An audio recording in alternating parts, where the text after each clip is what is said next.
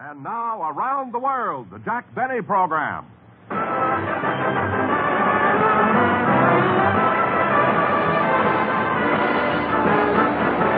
Jack Benny with Mary Livingston, Rochester, Dennis Day, Bob Crosby, and yours truly, Don Wilson.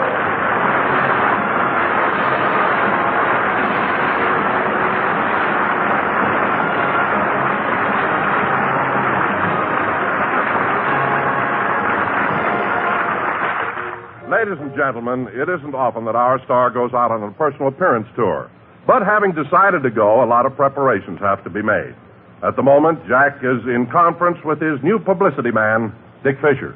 Yes, sir, Benny, this is the greatest idea I ever had. You just listen to me and we'll pack every theater from the sun-kissed shores of California to the rock-bound coast of Maine. But, Dick... What an idea! Hand me that phone and I'll order the posters right now. We'll have billboards all over the country. But, Dick, I've never been billed that way before. Jack Benny, the platinum ball of fire. I mean, it's ridiculous. I've never worked with fans or balloons. I'm way ahead of you, Benny. Instead of fans or balloons, you'll come out in a blue spot and do your stuff with 2 violins. What? And at the end of the dance, the violins open and pigeons fly out.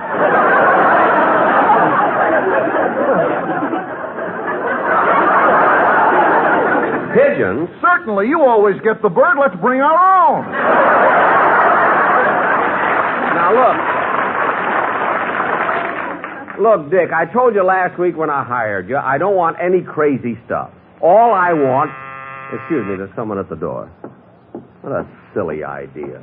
Jack Benny, the platinum ball of fire.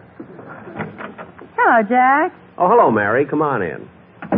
Where's Rochester? That's what I'd like to know. Last night he asked me if he could have the evening off, and I haven't seen him since. Well, Jack, maybe he... Dick Fisher.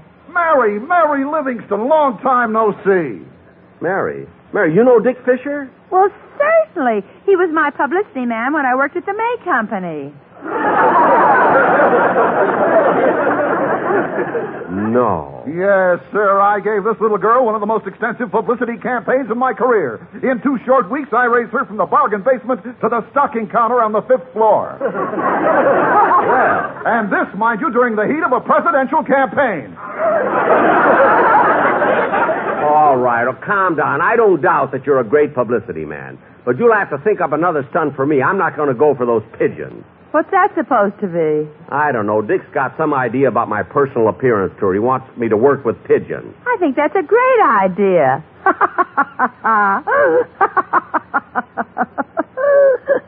What are you laughing at? I can just see the finale. A pigeon swoops down, takes off your toupee, and lays an egg in it. Mary, this is going to be a high-class show, and I've got some wonderful dates lined up, haven't I, Dick? That's right. Now, Dick, I wish we could think of a cute publicity angle for Dallas. Don't worry, Benny. I got just the thing for you. What is it? When we arrive in town, I want you to walk from Dallas to Fort Worth playing your violin and lead 1,000 cows into the slaughterhouse.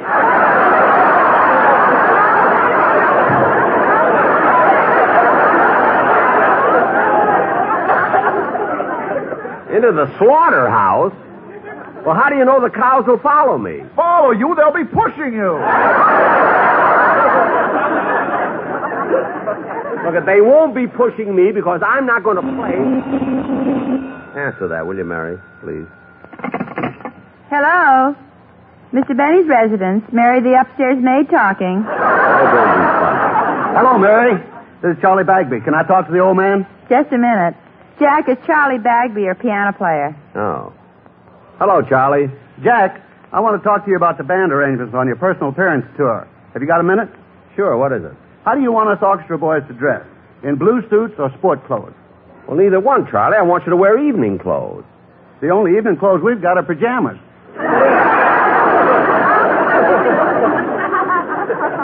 What? And we can't wear those. Half the drawstrings are missing.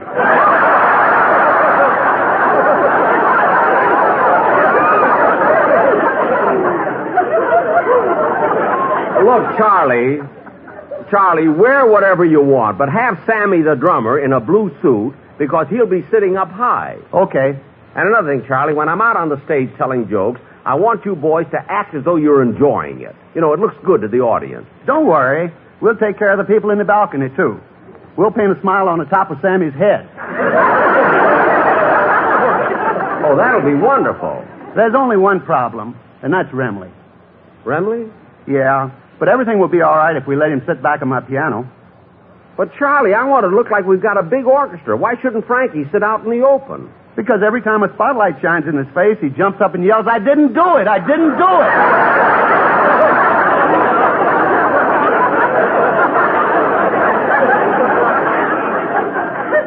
Look at Charlie.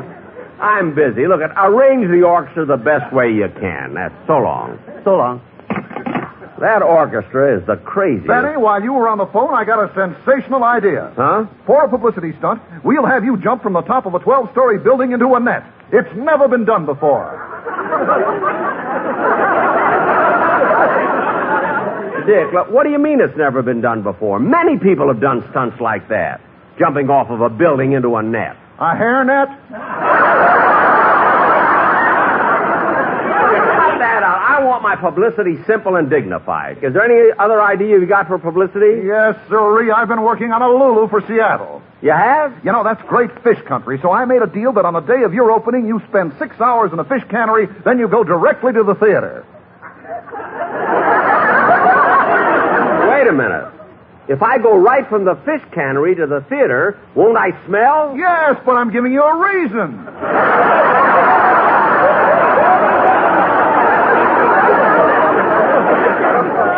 Oh, for heaven's sake, Dick. I'm not going to do any of those crazy things, so let's forget it. Okay. Oh, Jack, What? when you go out to buy a wardrobe for your stage show, I'd like to go with you.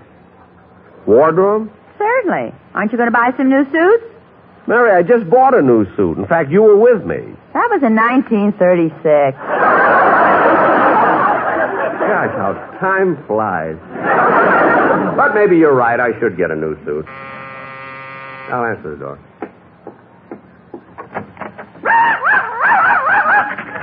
Hello, Mr. Benny. Oh, hello, Dennis. Can I come in? Well, I don't know. Will your dog bite me? Oh, no. My dog wouldn't bite you. Are you sure? My dog wouldn't bite anybody. Oh. Well, in that case, come on in. That's cute. Hi, puppy. Ouch! My leg! Dennis, you said your dog wouldn't bite me. That isn't my dog.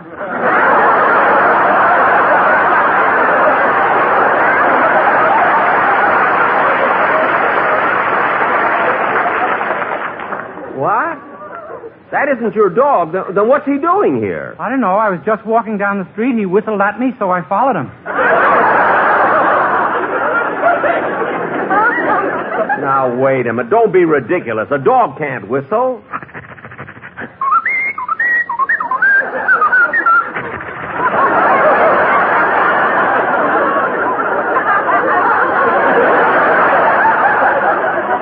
Dennis. That's amazing. That dog whistled young at heart. Yesterday, he bit Sinatra. Gee. You know, Dennis, I just thought of something. I could make a fortune if I could use that dog on my television show. No, this dog will be all right on radio, but you can't use him on television. Why not? He photographs like a man.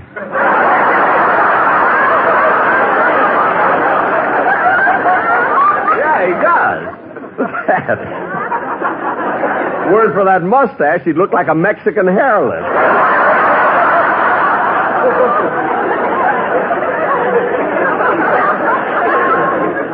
Now, Dennis, I have to go out and buy some new clothes, so if you came over here to rehearse your song, let me hear it. Okay. And when you finish it, I want you to... Wait a minute, kid. Hold it. What's the matter? I just heard the back door open and close. Must be Rochester sneaking in. Oh, Rochester! Yes, boss. Come on in here. I want to talk to you. Yes, sir. Now, Rochester, last night you asked me if you could have the evening off, didn't you? Uh-huh. Now, that was last night. Now it's 11 o'clock the next morning. Uh-huh. So where have you been? Well, boss, I'm going on my vacation soon, and some friends of mine on Central Avenue gave me a farewell party. Now, wait a minute, Rochester. Every night this week you've been to a farewell party. It's the same one. We just adjourned during the daytime.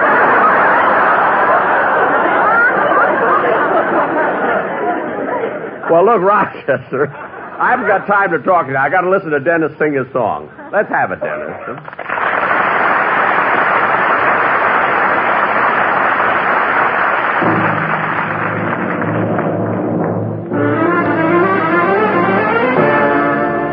3 coins in the fountain,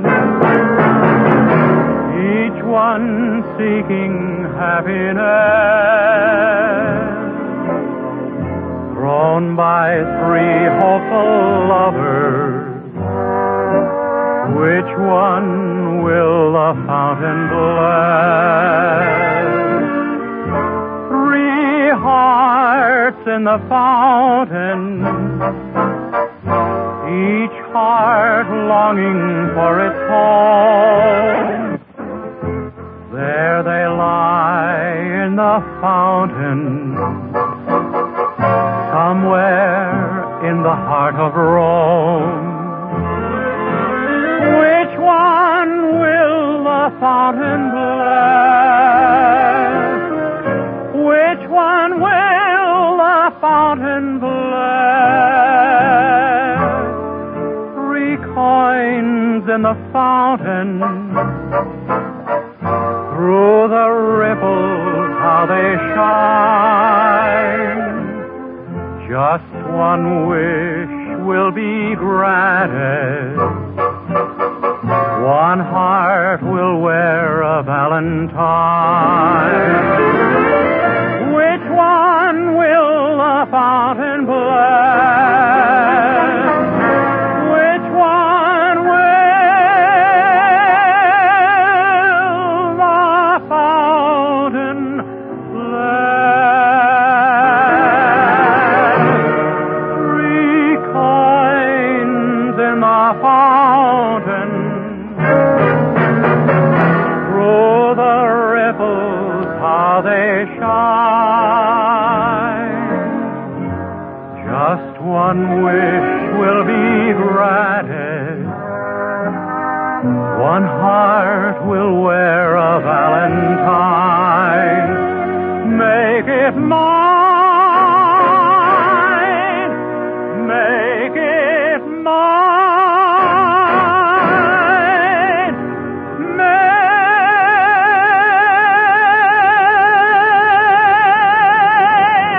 it mine.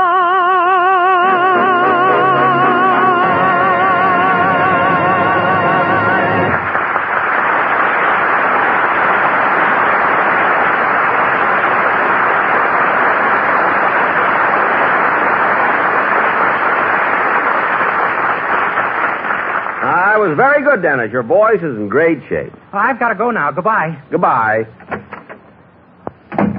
Jack, if you want me to go downtown with you to pick out a suit, we better go now. Okay, Mary.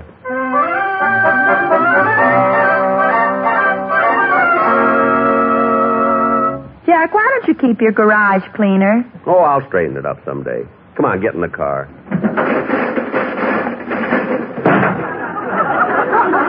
Go ahead, start the car, Rochester. Yes, sir. But first I got to get a little water.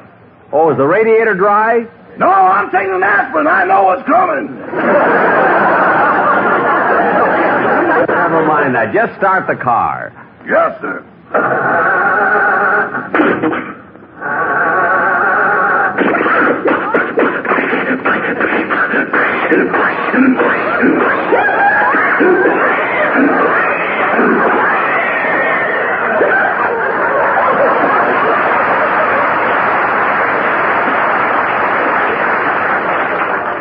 Rochester, what's wrong with the motor? It ain't bad for a dog.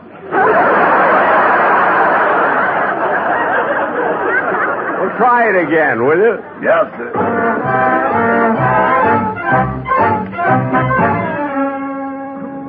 Well, here we are, Mary. There's the store across the street. Rochester, there's a parking space. Where? Between that truck and that convertible. But I can't get into that space. It's too small. Well, put our bumper up against the truck and push it. Oh, boss, calm now. Well, look, Miss Livingston and I'll get out here and you find a parking space. Yes, sir.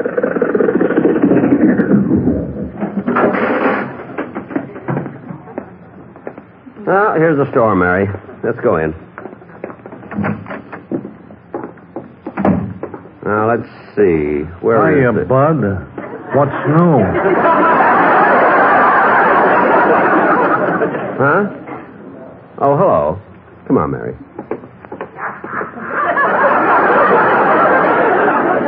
Who is that?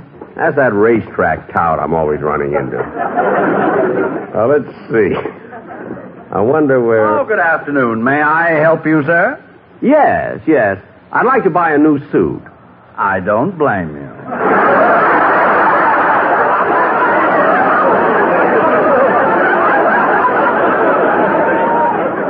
What? I'm Mr. Kerns, and I'll be glad to show you our new line. Good. But first tell me, what is the price range here? Well, our suits start at $20 and go up to $150. Well, I wouldn't want to wear anything as cheap as $20, and yet I wouldn't want to go way up to $150, you know. I understand. I like something in the middle, you know, say about $30.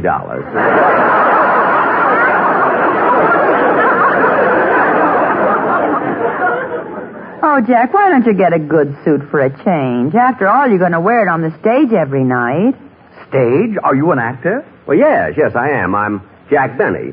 Now, Mr. Kerns, what color suit would you suggest that I get? Well, a lot of men select the color to match their hair or their eyes. Let's see.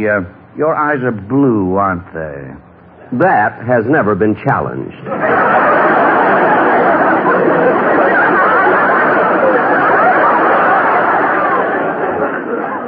Oh, Jack, What is it, Mary? here's a very pretty suit. It's gabardine. Oh, say, that looks good. I like gabardine. I'm sure that suit would look very nice on you, Mr. Benny.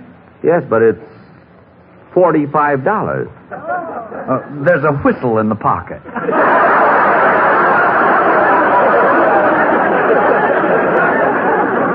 Oh, well, I don't care about that, but I think I'll take it. Fine.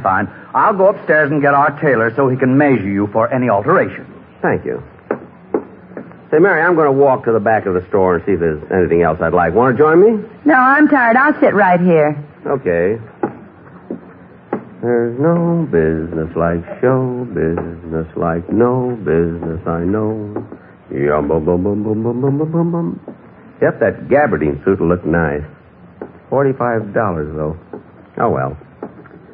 There's no... Hey, Bud.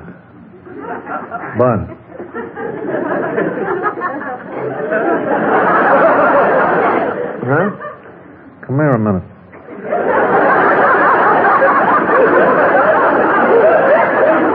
Who, me? Yeah. What are you doing?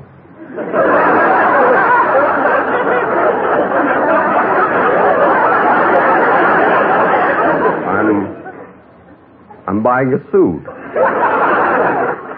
What kind? Gabardine.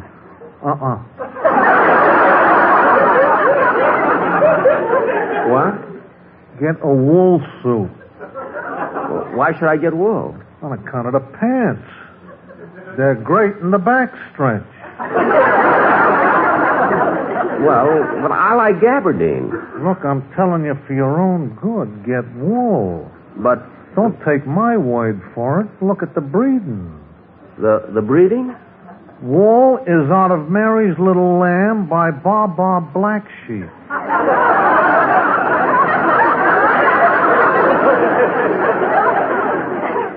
Well, look, I'm going to buy a gabardine suit, and that settles it. Well, okay, it's your dough. What a guy. Whenever I run into him, Oh, there you are, Mr. Benny. Yes, I was just sort of looking around. Well, I'd like you to meet our tailor, Mr. Benny. This is Mr. Nelson. How do you do?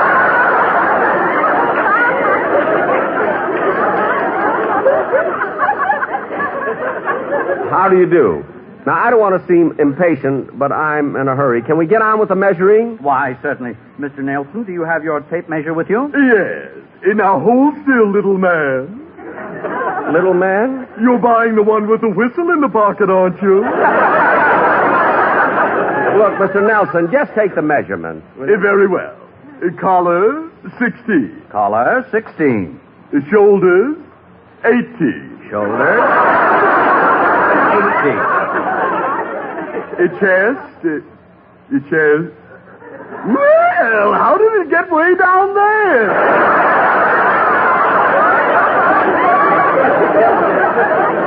Never mind that. Your right sleeve, 34. Right sleeve, 34. Left sleeve, 21. Left sleeve, 21. Wait a minute. Why are you making the left sleeve so short? Well, you want people to see your wristwatch, don't you? No, and stop wasting my time. Now, Mr. Nelson, when will my suit be ready? In 4 weeks. 4 weeks? But I want it for my personal appearance tour. Well, I'm sorry. It'll take 4 weeks. You mean I can't have my brand new suit for my opening in Dallas? No, but if you like, we'll run an ad in the paper telling them you bought one.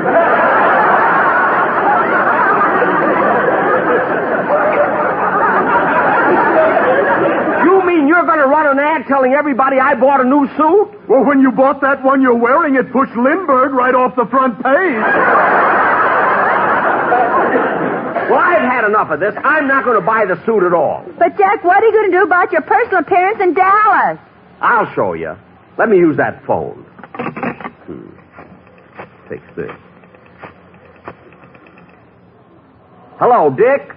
Buy some corn. We're going to use those pigeons after all.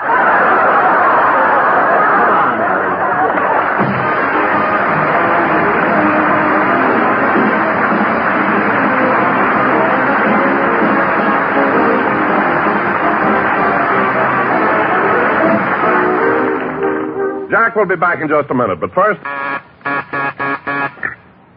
Hello? Yeah, this is Mabel.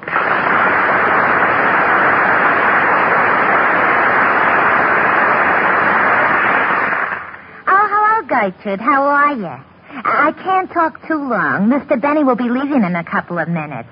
Yeah, he's still driving the Maxwell. How old is it?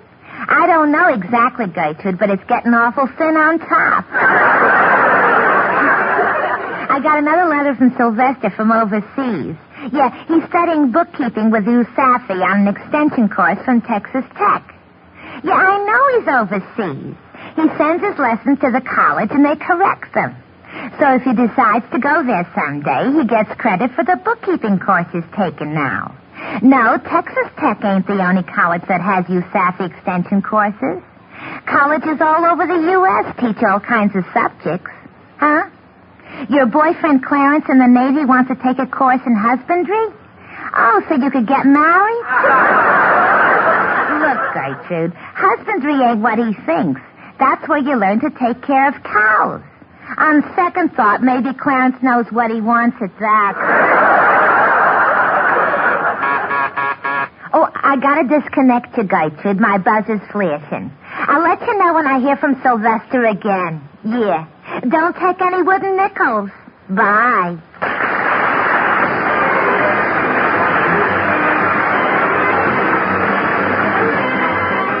Ladies and gentlemen, the chief hope of our enemies is to divide the United States along racial and religious lines and thereby conquer us. Let's not spread prejudice. A divided America is a weak America. Through our behavior, we encourage the respect of our children and make them better neighbors to all races and religions.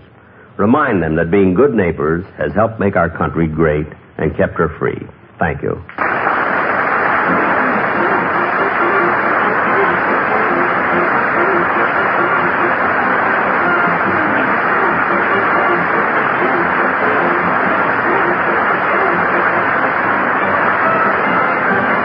The Jack Benny program is written by Sam Perrin, Milt Josephsberg, George Balzer, and John Tackaberry, and produced and transcribed by Hilliard Marks. As usual, Jack Benny and all the gang will be back next week at this same time. See you then. Good night.